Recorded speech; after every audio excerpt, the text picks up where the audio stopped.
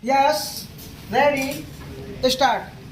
Sir, we were expecting that this bill which is before us and which has been passed by Rajya Sabha would deal with some of the vital issues that are agitating the minds of the people and their living conditions also. But unfortunately, it does not do so. The reality is that in the original Act of 1955, we have about 13 categories of essential commodities, including cattle fodder, coal, automobile parts, cotton wool, textile, cotton, raw jute, drugs, food grains, iron ore, petroleum and petroleum products, sugar and sugar cane. But this bill touches only a few things. Here, the vital aspects are not even touched up. There is no statement of objects and regions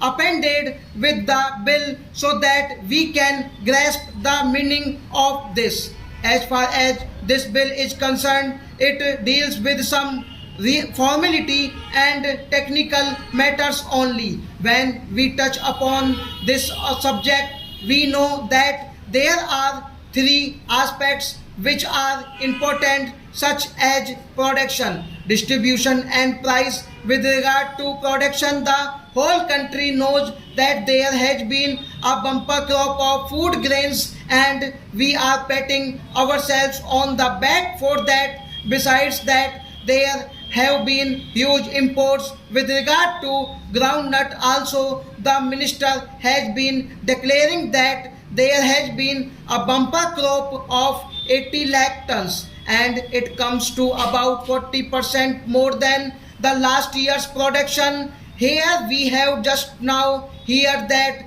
the National Textile Corporation is playing its part in stepping production and making the sick and deserted units viable ones. In such a situation, when there is production on such a huge scale, what is the factor that is hindering the proper distribution and check on price rise in our country? I would like to ask, in view of the fact that the production in the public sector is growing, even the National Textile Corporation with 6 mills, most of them deed mills, is growing. I would like to know about role of the private sector in the matter of textiles. We have been hearing that the private sector is resorting to lockouts and even retrenchment. Is the government of India aware of the fact that the monopolies in our country are resorting to a policy of increasing profits by raising prices after reducing production? So their policy is anti-national. They reduce production, increase profit by raising the prices. Stop.